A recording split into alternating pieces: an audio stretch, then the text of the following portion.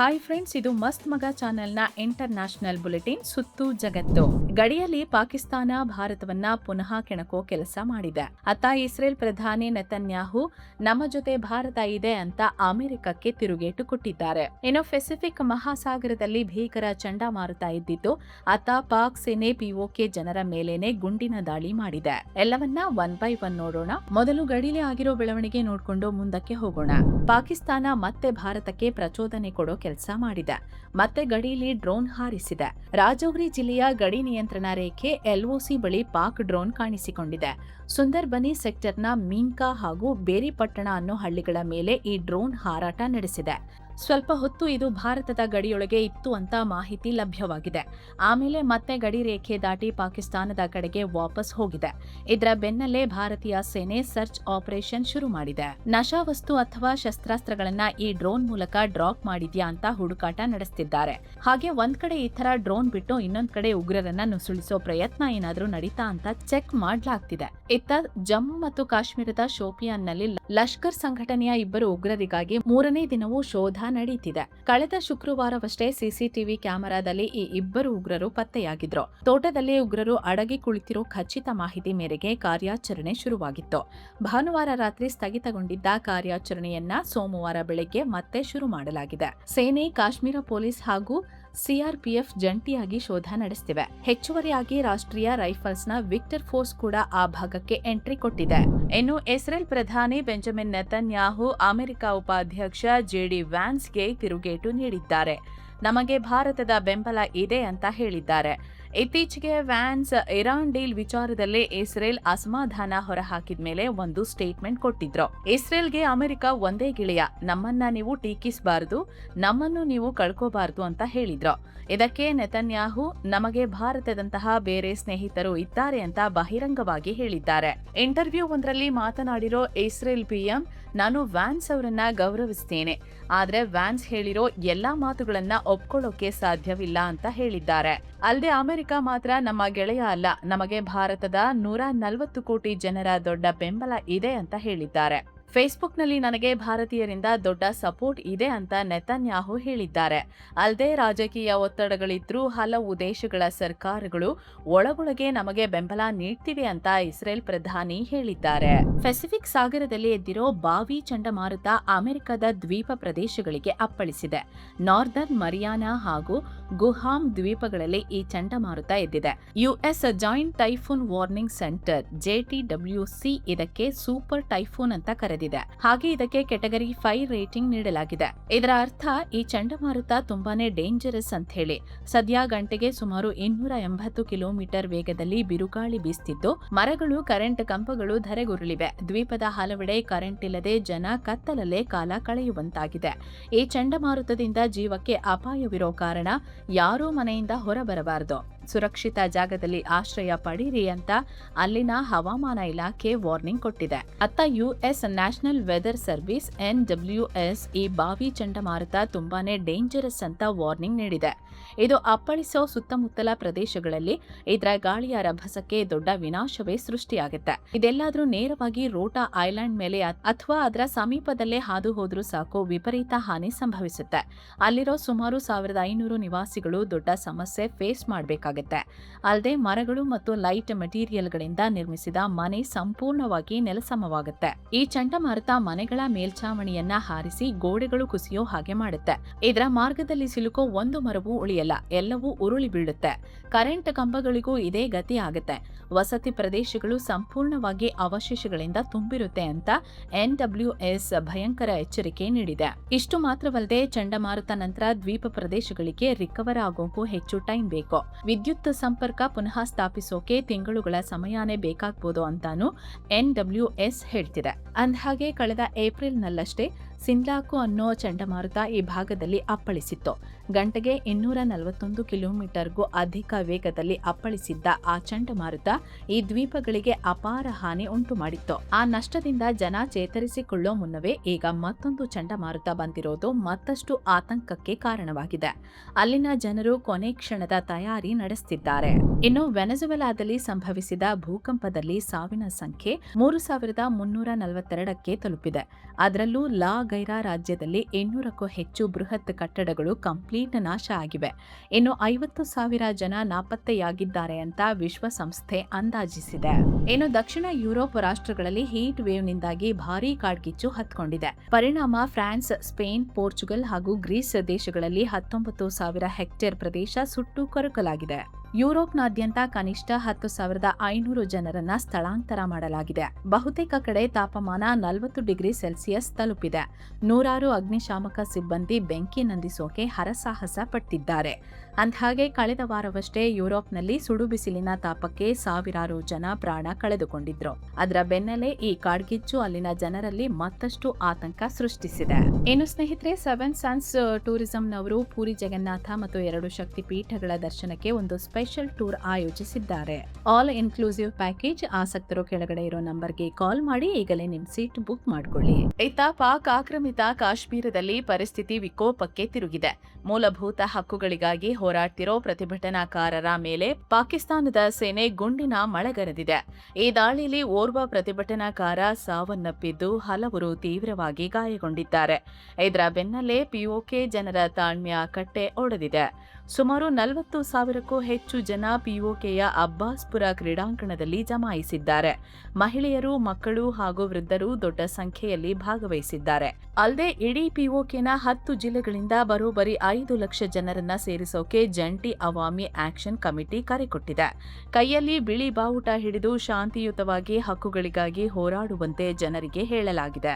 ಸದ್ಯ ಪಾಕ್ ಸರ್ಕಾರ 600ಕ್ಕೂ ಹೆಚ್ಚು ನಾಗರಿಕ ಹಕ್ಕುಗಳ ಹೋರಾಟಗಾರರನ್ನ ಜೈಲಿಗಟ್ಟಿದೆ. ಇತ್ತ ಪಾಕಿಸ್ತಾನದ ಈ ದೌರ್ಜನ್ಯದ ವಿರುದ್ಧ ಲಂಡನ್ನಲ್ಲಿ ಬೃಹತ್ ಪ್ರತಿಭಟನೆ ಭುಗಿಲೆದ್ದಿದೆ. ಸಾವಿರಾರು ಕಾಶ್ಮೀರಿಗಳು ಲಂಡನ್ ರಸ್ತೆಗಿಳಿದು ಪಾಕ್ ವಿರುದ್ಧ ಆಕ್ರೋಶ ಹೊರಹಾಕಿದ್ದಾರೆ. ಕೇವಲ ಲಂಡನ್ ಮಾತ್ರವಲ್ಲದೆ ನ್ಯೂಜಿಲೆಂಡ್ನ ಆಕ್ಲೆಂಡ್ನಲ್ಲೂ ಪಾಕ್ ವಿರುದ್ಧ ರ್ಯಾಲಿ ನಡೆದಿದೆ. ಇತ್ತ ಜಾಗತಿಕ ಹಕ್ಕುಗಳ ಸಂಸ್ಥೆ ಅಮ್ನೆಸ್ಟಿ ಇಂಟರ್ನ್ಯಾಷನಲ್ ಕೂಡ ಪಾಕ್ ನಡೆಯನ್ನ ಖಂಡಿಸಿದೆ.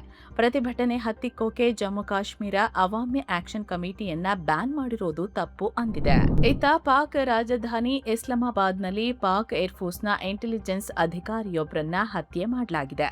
ಇವರನ್ನ ಪಾಕ್ ಏರ್ಫೋರ್ಸ್ನ ಗ್ರೂಪ್ ಕ್ಯಾಪ್ಟನ್ ಆಸಿಮ್ ತಾರಿಕ್ ಅಂತ ಗುರುತಿಸಲಾಗಿದೆ. ಇವರು ಅಪಹರಣಕ್ಕೊಳಗಾಗ್ತಿದ್ದ ಮಹಿಳೆಯೊಬ್ಬರನ್ನ ರಕ್ಷಿಸೋಕೆ ಹೋಗಿದ್ರು. ಆದ್ರೆ ಅದೇ ಬೈಕ್ ಸವಾರ ಇವರ ಮೇಲೆ ಗುಂಡಿನ ದಾಳಿ ಮಾಡಿದ್ದಾನೆ. ಪ್ರಕರಣದ ಬಗ್ಗೆ ತನಿಖೆ ನಡೀತಿದೆ. ಇನ್ನು ಅಮೆರಿಕ ಇರಾನ್ ವಿರುದ್ಧ ಡಿಪ್ಲೊಮ್ಯಾಟಿಕ್ ಕ್ಯಾಂಪೇನ್ ಶುರು ಮಾಡಿದೆ ಅನ್ನೋ ಸ್ಫೋಟಕ ಮಾಹಿತಿ ಹೊರಬಿದ್ದಿದೆ. ಅಲಿ ಖಾಮಿನೈರ ಅಂತ್ಯಕ್ರಿಯೆಯಲ್ಲಿ ಭಾಗಿಯಾಗಬೇಡಿ ಅಂತ ಅಮೆರಿಕ ಹಲವು ದೇಶಗಳಿಗೆ ಸೀಕ್ರೆಟ್ ಆಗಿ ಒತ್ತಡ ಹೇರಿತ್ತು ಅಂತ ಗೊತ್ತಾಗಿದೆ. ಹೀಗಾಗಿ ಕನಿಷ್ಠ 13 ದೇಶಗಳು ಒಂದು ಅಂತ್ಯಕ್ರಿಯೆಯಲ್ಲಿ ಭಾಗಿಯಾಗೋ ತಮ್ಮ ಪ್ಲಾನ್ ಕ್ಯಾನ್ಸಲ್ ಮಾಡಿದ್ವು. ಇಲ್ವೋ ಈ ಕಾರ್ಯಕ್ರಮದಲ್ಲಿ ಭಾಗಿಯಾಗೋಕೆ ತಮ್ಮ ಕೆಳ ಹಂತದ ಪ್ರತಿನಿಧಿಗಳನ್ನ ಕಳಿಸಿವೆ ಅಂತ ಇರಾನ್ನ ಮಾಧ್ಯಮಗಳು ರಿಪೋರ್ಟ್ ಮಾಡಿವೆ. ಇದರ ಪ್ರಕಾರ ಅಮೆರಿಕದ ವಿದೇಶಾಂಗ ಕಾರ್ಯದರ್ಶಿ ಮಾರ್ಕೋ ರುಬಿಯೋ ಅಮೆರಿಕದ ಎಂಬಸಿಗಳು ಮತ್ತು ಡಿಪ್ಲೊಮ್ಯಾಟಿಕ್ ಮಿಷನ್ಗಳಿಗೆ ಈ ಬಗ್ಗೆ ಸೀಕ್ರೆಟ್ ಆಗಿ ಸೂಚನೆ ಕೊಟ್ಟಿದ್ರು. ಎಲ್ಲಾ ಮಾರ್ಗಗಳನ್ನ ಬಳಸಿಕೊಂಡು ಆಯಾ ದೇಶಗಳು ಖಾಮಿನೈ ಅಂತ್ಯಕ್ರಿಯೆಯಲ್ಲಿ ಭಾಗಿಯಾಗದಂತೆ ಪ್ರೆಷರ್ ಹಾಕಿ ಎಲ್ಲಾದ್ರೂ ಭಾಗಿಯಾದ್ರೆ ಅದನ್ನ ಅಮೆರಿಕ ಸ್ನೇಹಪರವಲ್ಲದ ಕೆಲಸ ಅಂತ ಪರಿಗಣಿಸುತ್ತೆ. ಇದರಿಂದ ಅಮೆರಿಕ ಜೊತೆಗಿನ ದ್ವಿಪಕ್ಷೀಯ ಸಂಬಂಧ ಹಾಳಾಗಬಹುದು ಅಂತ ಹೇಳಿ ಅಂತ ಮಾರ್ಕೋ ರುಬಿಯೋ ನಿರ್ದೇಶಿಸಿದ್ರು ಎನ್ನಲಾಗಿದೆ. ಅತ್ತ ಹಲವು ಆಫ್ರಿಕಾ ದೇಶಗಳಲ್ಲಿರೋ ಅಮೆರಿಕದ ಎಂಬಸಿಗಳು ಅಂತ್ಯಕ್ರಿಯೆಯಲ್ಲಿ ಭಾಗಿಯಾದ್ರೆ ಅಮೆರಿಕದ ಅಭಿವೃದ್ಧಿ ನೆರವು ಕಟ್ ಆಗುತ್ತೆ ಅಂತಲೂ ವಾರ್ನ್ ಮಾಡಿದ್ವು. ಹೀಗಾಗಿ ಪೂರ್ವ ಯುರೋಪ್ ದೇಶಗಳು, 5 ಆಫ್ರಿಕನ್ ದೇಶಗಳು, 2 ಪರ್ಷಿಯನ್ ಗಲ್ಫ್ನಲ್ಲಿರೋ ಅರಬ್ ದೇಶಗಳು, ಮತ್ತೆರಡು ಪೂರ್ವ ಏಷ್ಯನ್ ದೇಶಗಳು ಸೇರಿ 13 ದೇಶಗಳು ಹಿಂದೆ ಸರಿದ್ವು ಅಂತ ಮಾಹಿತಿ ಇದೆ. ಇನ್ನ ಈ ಮ್ಯಾಟರ್ ಬಗ್ಗೆ ಮಾರ್ಕೋ ರುಬಿಯೋ 5 ಅರಬ್ ದೇಶಗಳ ಜೊತೆ ವೈಯಕ್ತಿಕವಾಗಿ ಡಿಸ್ಕಸ್ ಕೂಡ ಮಾಡಿದ್ರು ಅಂತ ರಿಪೋರ್ಟ್ ಆಗಿದೆ. ಇಷ್ಟಾದ್ರೂ ಭಾರತ ಸರ್ಕಾರದ ಪ್ರತಿನಿಧಿಗಳು, ರಾಜಕಾರಣಿಗಳು ಅಂತ್ಯಕ್ರಿಯೆಯಲ್ಲಿ ಭಾಗಿಯಾಗಿದ್ರು. ಇದಕ್ಕೆ ಭಾರತದಲ್ಲಿರೋ ಇರಾನ್ ಎಂಬಸಿ ಧನ್ಯವಾದ ತಿಳಿಸಿದೆ. ಭಾರತ ಸರ್ಕಾರದ ಅಧಿಕೃತ ನಿಯೋಗ ಖಾಮಿನೈರ ಅಂತಿಮ ಕಾರ್ಯದಲ್ಲಿ ಭಾಗಿಯಾಗಿರೋದು ತುಂಬಾ ಸಂತೋಷ ತಂದಿದೆ ಅಂತ ಪೋಸ್ಟ್ ಹಾಕಿದೆ. ಈ ಕಾರ್ಯದಲ್ಲಿ ಭಾರತದ ರಾಜಕಾರಣಿಗಳು, ಸಂಸದರು, ವಿದ್ವಾಂಸರು ಮತ್ತು ಬೇರೆ ಬೇರೆ ಧರ್ಮಗಳ ಪ್ರತಿನಿಧಿಗಳು ಬಂದಿರೋದು ಇರಾನ್ ಭಾರತದ ದೀರ್ಘಕಾಲದ ಸಂಬಂಧ ಬಿಂಬಿಸುತ್ತೆ. ಇದು ನಮಗೆ ಬಹಳ ಅತ್ಯಮೂಲ್ಯವಾದದ್ದು. ಇರಾನ್ ಜನರು ಇದನ್ನ ಯಾವತ್ತೂ ಮರೆಯಲ್ಲ ಅಂತ ಎಂಬಸಿ ಹೇಳಿದೆ. ಇತ್ತ ಇರಾನ್ ಬೆಂಬಲಿತ ಯೆಮೆನ್ನ ಹೌತಿಗಳು ಮತ್ತು ಯೆಮೆನ್ ಸರ್ಕಾರದ ಸೈನಿಕರ ಮಧ್ಯೆ ಭೀಕರ ಕಾಳಗ ನಡೆದಿದೆ. ಪರಿಣಾಮ ಯೆಮೆನ್ ಸರ್ಕಾರದ 16 ಯೋಧರು ಸಾವನ್ನಪ್ಪಿದ್ದಾರೆ. 22ಕ್ಕೂ ಹೆಚ್ಚು ಯೋಧರು ಗಾಯಗೊಂಡಿದ್ದಾರೆ. ಈ ಕಾಳಗದಲ್ಲಿ ಹೌತಿಗಳಿಗೂ ದೊಡ್ಡ ಮಟ್ಟದ ಡ್ಯಾಮೇಜ್ ಆಗಿದೆ ಅಂತ ಯೆಮೆನ್ ಸರ್ಕಾರದ ಸಚಿವ ವಾಲಿದ್ ಅಲ್ ಖುದೈಮಿ ಹೇಳಿದ್ದಾರೆ. ಪಶ್ಚಿಮ ಯೆಮೆನ್ನ ಹೊಡೈಡಾ ಪ್ರಾಂತ್ಯದ ಜಬಲ್ ದಬ್ಬಾಸ್ ಅನ್ನೋ ಪ್ರದೇಶದಲ್ಲಿ ಈ ಹೊಡೆದಾಟ ಆಗಿದೆ. ಶುಕ್ರವಾರ ತಡರಾತ್ರಿ ದಾಳಿ ಮಾಡಿದ ಹೌತಿಗಳು ಸರ್ಕಾರದ ಕೆಲ ನೆಲೆಗಳನ್ನ ವಶಪಡಿಸಿಕೊಂಡಿದ್ರು. ಆದರೆ ಶನಿವಾರ ಮುಂಜಾನೆ ವೇಳೆ ಸೈನಿಕರು ತಿರುಗೇಟು ನೀಡಿ ತಮ್ಮ ನೆಲೆಗಳನ್ನ ಮರಳಿ ಪಡೆದಿದ್ದಾರೆ ಅಂತ ಖುದೈಮಿ ಹೇಳಿದ್ದಾರೆ. ಈ ಕಾಳಗದಲ್ಲಿ ಹೌತಿಗಳು ಸ್ನೈಪರ್, ಡ್ರೋನ್ ಹಾಗೂ ಮಾರ್ಟರ್ಗಳನ್ನ ಬಳಸಿದ್ದಾರೆ. ಅಂದ್ಹಾಗೆ 2015ರಿಂದಲೂ ಯೆಮೆನ್ ಸರ್ಕಾರ ಮತ್ತು ಹೌತಿಗಳ ಮಧ್ಯೆ ನಿರಂತರ ಯುದ್ಧ ನಡೀತಾನೆ ಇದೆ. ಹೌತಿಗಳು ಯೆಮೆನ್ ರಾಜಧಾನಿ ಸನಾ ಮತ್ತು ಹೊಡೈಡಾ ಸೇರಿದಂತೆ ಉತ್ತರ ಯೆಮೆನ್ ಮೇಲೆ ಹಿಡಿತ ಸಾಧಿಸಿದ್ದಾರೆ. ಇತ್ತ ಯೆಮೆನ್ ಸರ್ಕಾರ ಏಡನ್ ನಗರ ಸೇರಿದಂತೆ ದಕ್ಷಿಣದ ಬಹುಪಾಲು ಪ್ರದೇಶಗಳನ್ನ ಕಂಟ್ರೋಲ್ನಲ್ಲಿ ಇಟ್ಕೊಂಡಿದೆ. ಹೀಗಾಗಿ ಹೌತಿಗಳು ಮತ್ತು ಯೆಮೆನ್ ಸರ್ಕಾರದ ಮಧ್ಯೆ ಹೊಡೆದಾಟಗಳಾಗ್ತವೆ. ಇನ್ನು ತೈಲ ಉತ್ಪಾದನೆ ಹೆಚ್ಚಿಸೋಕೆ ಒಪೆಕ್ ಪ್ಲಸ್ ದೇಶಗಳು ನಿರ್ಧರಿಸಿವೆ. Saudi Arabia, Russia, Iraq, Kuwait, Kazakhstan, Algeria ಹಾಗೂ ಒಮಾನ್ ಈ ಮಹತ್ವದ ತೀರ್ಮಾನ ಮಾಡಿವೆ. ಆಗಸ್ಟ್ನಿಂದ ಪ್ರತಿದಿನ 1,88,000 ಬ್ಯಾರೆಲ್ಸ್ ತೈಲ ಉತ್ಪಾದನೆ ಹೆಚ್ಚಿಸಲಿವೆ. ಇರಾನ್ ಯುದ್ಧದ ಟೈಮಲ್ಲಿ ಹಾರ್ಮುಜ್ ಜಲಸಂಧಿಯಲ್ಲಿ ಹಡಗುಗಳ ಓಡಾಟ ಸಂಪೂರ್ಣ ನಿಂತಿತ್ತು. ಹೀಗಾಗಿ ಸೌದಿ, ಕುವೈತ್, ಇರಾಕ್ನಂತಹ ದೇಶಗಳಿಗೆ ತೈಲ ಸಪ್ಲೈ ಮಾಡೋಕ್ಕಾಗಿರಲಿಲ್ಲ. ಆದ್ರೀಗ ಹಾರ್ಮುಜ್ ನಿಧಾನವಾಗಿ ಓಪನ್ ಆಗ್ತಿರೋದ್ರಿಂದ ರಫ್ತು ಶುರುವಾಗಿದೆ. ಹೀಗಾಗಿ ಈ ನಿರ್ಧಾರ ಮಾಡಿವೆ. ಇನ್ನು ಒಪೆಕ್ ಪ್ಲಸ್ ರಾಷ್ಟ್ರಗಳ ನಿರ್ಧಾರದಿಂದ ಮತ್ತೆ ಜಾಗತಿಕ ತೈಲ ಮಾರ್ಕೆಟ್ನಲ್ಲಿ ಕಚ್ಚಾ ತೈಲ ಬೆಲೆ ಕುಸಿತ ಕಂಡಿದೆ. ಈ ವಿಡಿಯೋ ರೆಕಾರ್ಡ್ ಮಾಡೋ ಟೈಮಲ್ಲಿ ಪ್ರತಿ ಬ್ಯಾರೆಲ್ ಬ್ರೆಂಟ್ ಕ್ರೂಡ್ ಆಯಿಲ್ ಬೆಲೆ $72ನ ಆಸುಪಾಸಲ್ಲಿತ್ತು. ಇತ್ತ ರಷ್ಯಾ ಯುಕ್ರೇನ್ಗೆ ಭೀಕರ ಪ್ರತೀಕಾರ ಹೇಳಿದೆ. ಯುಕ್ರೇನ್ ರಾಜಧಾನಿ ಕೀವ್ ಮೇಲೆ ರಷ್ಯಾ ಬ್ಯಾಲಿಸ್ಟಿಕ್ ಮಿಸೈಲ್ ಮತ್ತು ಡ್ರೋನ್ ಮೂಲಕ ದಾಳಿ ಮಾಡಿದೆ. ಪರಿಣಾಮ ಕನಿಷ್ಠ 8 ಜನ ಸಾವನ್ನಪ್ಪಿದ್ದಾರೆ. ದಾಳಿಯಲ್ಲಿ ಹಲವು ಅಪಾರ್ಟ್ಮೆಂಟ್ಗಳು ಧ್ವಂಸಗೊಂಡಿದ್ದು 34ಕ್ಕೂ ಹೆಚ್ಚು ಜನ ಗಾಯಗೊಂಡಿದ್ದಾರೆ. ಟ್ರಂಪ್ ಪುಟಿನ್ ಜೊತೆ ಫೋನ್ನಲ್ಲಿ ಮಾತನಾಡಿದ 24 ಗಂಟೆಯಲ್ಲೇ ಈ ದಾಳಿಯಾಗಿದೆ. ಯುಕ್ರೇನ್ ಯುದ್ಧ ಕೊನೆಗಾಣಿಸೋಕೆ ಸಹಾಯ ಮಾಡೋದಾಗಿ ಟ್ರಂಪ್ ಪುಟಿನ್ಗೆ ಆಫರ್ ಕೊಟ್ಟಿದ್ರು. ಅಲ್ಲದೆ ಝೆಲೆನ್ಸ್ಕಿ ಜೊತೆನೂ ಟ್ರಂಪ್ ಮಾತಾಡಿದ್ರು. ಆದ್ರೆ ಯಾವುದನ್ನು ಲೆಕ್ಕಿಸದೆ ರಷ್ಯಾ ಯುಕ್ರೇನ್ ಮೇಲೆ ದಾಳಿ ಮಾಡಿದೆ. ಇನ್ನೊಂದು ಕಡೆ ರಷ್ಯಾ ದಾಳಿಗೆ ಪ್ರತಿಯಾಗಿ ಯುಕ್ರೇನ್ ಕೂಡ ರಷ್ಯಾ ಒಳಗೆ ಡ್ರೋನ್ ದಾಳಿ ನಡೆಸಿದೆ. ರಷ್ಯಾ ಆಕ್ರಮಿತ ಕ್ರೈಮಿಯಾದಲ್ಲಿನ ಇಂಧನ ಮೂಲಸೌಕರ್ಯಗಳ ಮೇಲೆ ದಾಳಿ ಮಾಡಿದೆ. ಪರಿಣಾಮ ಪವರ್ ಕಟ್ ಆಗಿದೆ. ಇತ್ತ ರಷ್ಯಾ ರಾಜಧಾನಿ ಮಾಸ್ಕೋ ಕಡೆ ಬಂದ ಸಾಲು ಯುಕ್ರೇನ್ ಡ್ರೋನ್ಗಳನ್ನ ಹೊಡೆದುರುಳಿಸಲಾಗಿದೆ ಅಂತ ರಷ್ಯಾ ಹೇಳಿದೆ. ಇದೆಲ್ಲದರ ಮಧ್ಯೆ ರಷ್ಯಾ ವಿರುದ್ಧ ಯುಕ್ರೇನ್ ಜೈವಿಕ ಭಯೋತ್ಪಾದನೆಯ ಆರೋಪ ಮಾಡಿದೆ. ರಷ್ಯಾ ವಶದಲ್ಲಿರೋ ಕೆರ್ಸನ್ನಲ್ಲಿ ರೋಗಗ್ರಸ್ತ ಜಾನುವಾರುಗಳನ್ನು ಹೂತು ಹಾಕಲಾಗ್ತಿದೆ ಅಂದಿದೆ.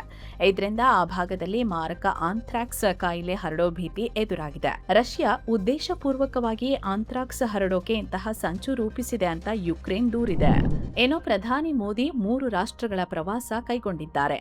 ಮೊದಲಿಗೆ ಜುಲೈ 6ರಿಂದ 8ರವರೆಗೆ ಇಂಡೋನೇಷ್ಯಾಗೆ ವಿಸಿಟ್ ನೀಡಿ ಅಲ್ಲಿನ ಅಧ್ಯಕ್ಷ ಪ್ರಬೋವೋ ಸುಬಿಯಾಂತೋ ಅವರನ್ನ ಭೇಟಿಯಾಗಲಿದ್ದಾರೆ. ಈ ವೇಳೆ ಯೋಗ್ಯಾಕರ್ತದಲ್ಲಿರೋ ಪ್ರಸಿದ್ಧ ಪ್ರಂಬಾನನ್ ದೇವಾಲಯಕ್ಕೂ ಮೋದಿ ಭೇಟಿ ನೀಡಲಿದ್ದಾರೆ. ಅಲ್ಲಿಂದ ಆಸ್ಟ್ರೇಲಿಯಾದ ಮೆಲ್ಬರ್ನ್ಗೆ ತೆರಳಿ ಅಲ್ಲಿನ ಪ್ರಧಾನಿ ಆಂಟೋನಿ ಆಲ್ಬನೀಸ್ ಜೊತೆ ರಕ್ಷಣೆ, ವ್ಯಾಪಾರ ಹಾಗೂ ಭದ್ರತೆ ಬಗ್ಗೆ ಮೋದಿ ಮಾತುಕತೆ ನಡೆಸಲಿದ್ದಾರೆ. ಬಳಿಕ ನ್ಯೂಜಿಲೆಂಡ್ನ ಆಕ್ಲೆಂಡ್ಗೆ ಭೇಟಿ ನೀಡಿ ಅಲ್ಲಿನ ಪಿಎಂ ಕ್ರಿಸ್ಟೋಫರ್ ಲಕ್ಸನ್ ಜೊತೆ ಆರ್ಥಿಕ ಮತ್ತು ವಾಣಿಜ್ಯ ಒಪ್ಪಂದಗಳ ಬಗ್ಗೆ ಮೋದಿ ಡಿಸ್ಕಸ್ ಮಾಡ್ತಾರೆ. ಇನ್ನು ಈ ಭೇಟಿ ಮುನ್ನ ಮೋದಿ ಮಾತನಾಡಿದ್ದಾರೆ.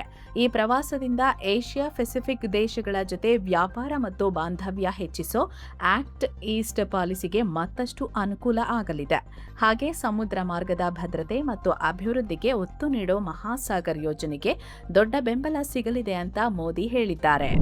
ಅತ್ತ ಗಲ್ಫ್ ರಾಷ್ಟ್ರಗಳ ಪ್ರವಾಸದಲ್ಲಿರೋ ವಿದೇಶಾಂಗ ಸಚಿವ ಎಸ್ ಜೈಶಂಕರ್ ಕತಾರ್ ಪ್ರಧಾನಿ Mohammed bin Abdul Rahman Al Thani ಅವರನ್ನ ಭೇಟಿಯಾಗಿ ಮಾತುಕತೆ ನಡೆಸಿದ್ದಾರೆ. ಇವರು ಕತಾರ್ನ ಫಾರಿನ್ ಮಿನಿಸ್ಟರ್ ಕೂಡ ಹೌದು. ಪ್ರಮುಖವಾಗಿ ಇಂಧನ ಭದ್ರತೆ, ವ್ಯಾಪಾರ ಹಾಗೂ ಬಂಡವಾಳ ಹೂಡಿಕೆಗಳ ಬಗ್ಗೆ ಇಬ್ಬರು ನಾಯಕರು ಚರ್ಚಿಸಿದ್ದಾರೆ. ಭದ್ರತೆ, ಕನೆಕ್ಟಿವಿಟಿ ಹಾಗೂ ಎರಡೂ ದೇಶಗಳ ಜನರ ಸಂಬಂಧದ ಬಗ್ಗೆಯೂ ಮಹತ್ವದ ಮಾತುಕತೆ ನಡೆದಿದೆ. ಭಾರತ ಮತ್ತು ಕತಾರ್ ನಡುವಿನ ಸಂಬಂಧವನ್ನ ಇನ್ನಷ್ಟು ಗಟ್ಟಿಗೊಳಿಸೋಕೆ ಇಬ್ಬರೂ ನಾಯಕರು ನಿರ್ಧರಿಸಿದ್ದಾರೆ. ಇತ್ತ ಅಮೆರಿಕ ಮತ್ತು ಇರಾನ್ ನಡುವೆ ಕತಾರ್ ಮಾಡ್ತಿರೋ ಸಂಧಾನ ಪ್ರಯತ್ನವನ್ನ ಜೈಶಂಕರ್ ಶ್ಲಾಘಿಸಿದ್ದಾರೆ. ಹಾಗೆ ಪ್ರಾದೇಶಿಕ ಬೆಳವಣಿಗೆಗಳ ಬಗ್ಗೆನೂ ಚರ್ಚೆ ಆಗಿದೆ. ಇದೇ ವೇಳೆ ಕತಾರ್ನಲ್ಲಿ ನೆಲೆಸಿರೋ ಭಾರತೀಯ ಸಮುದಾಯದ ಪ್ರತಿನಿಧಿಗಳನ್ನ ಕೂಡ ಜೈಶಂಕರ್ ಭೇಟಿಯಾಗಿದ್ದಾರೆ. ಭಾರತೀಯರ ಸುರಕ್ಷತೆ ನೋಡಿಕೊಳ್ತಿರೋದಕ್ಕೆ ಕತಾರ್ ಪ್ರಧಾನಿ ಹಾಗೂ ಅಲ್ಲಿನ ಸರ್ಕಾರಕ್ಕೆ ಜೈಶಂಕರ್ ಧನ್ಯವಾದ ಹೇಳಿದ್ದಾರೆ. ಇನ್ನು ಟರ್ಕಿಯಲ್ಲಿ ನ್ಯಾಟೋ ಶೃಂಗಸಭೆಗೂ ಮುನ್ನ ಭಾರೀ ಪ್ರತಿಭಟನೆಗಳು ಭುಗಿಲೆದ್ದಿವೆ. ಅಂಕಾರಾದಲ್ಲಿ ನ್ಯಾಟೋ ವಿರೋಧಿಸಿ ನಡೆದ ಪ್ರತಿಭಟನೆ ವೇಳೆ 100ಕ್ಕೂ ಹೆಚ್ಚು ಜನರನ್ನ ಪೊಲೀಸರು ಅರೆಸ್ಟ್ ಮಾಡಿದ್ದಾರೆ.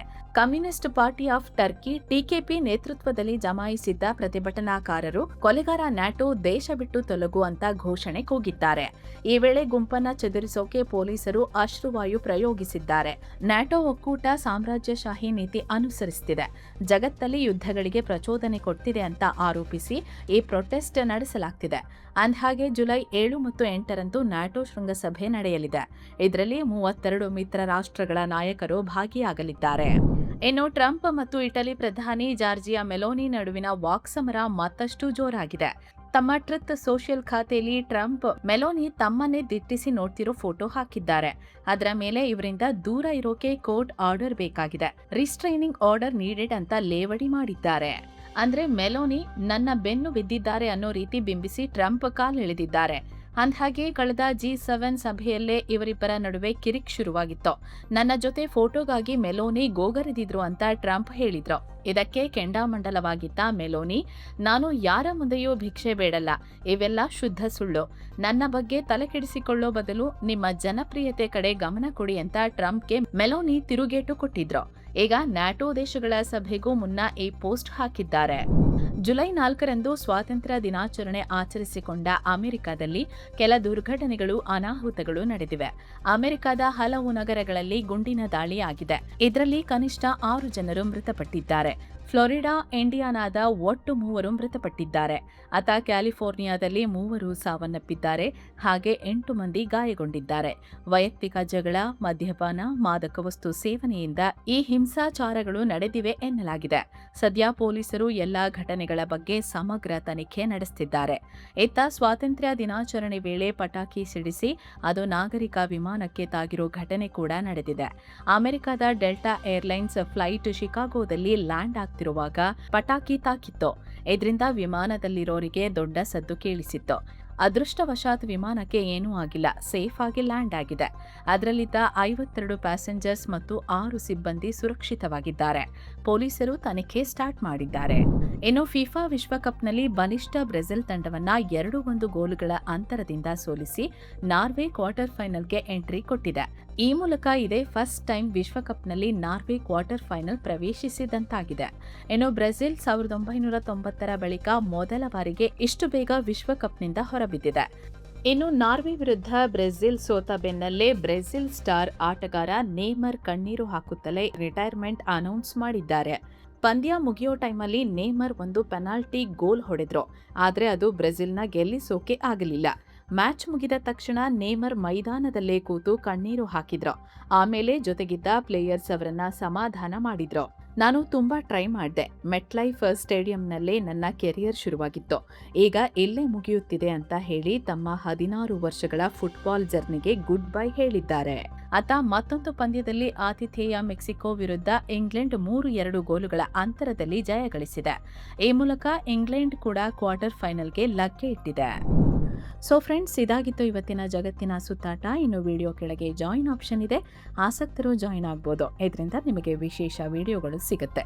ಹಾಗೆ ನಮ್ಮ ತಂಡಕ್ಕೆ ಬೆಂಬಲ ಕೊಟ್ಟಂತೆಯೂ ಆಗುತ್ತೆ. ಆಸಕ್ತರು ಕನ್ಸಿಡರ್ ಮಾಡ್ಬೋದು. ಹೀಗೆ ಮತ್ತೆ ಭೇಟಿಯಾಗ್ತಿರೋಣ. ನಮಸ್ತೆ.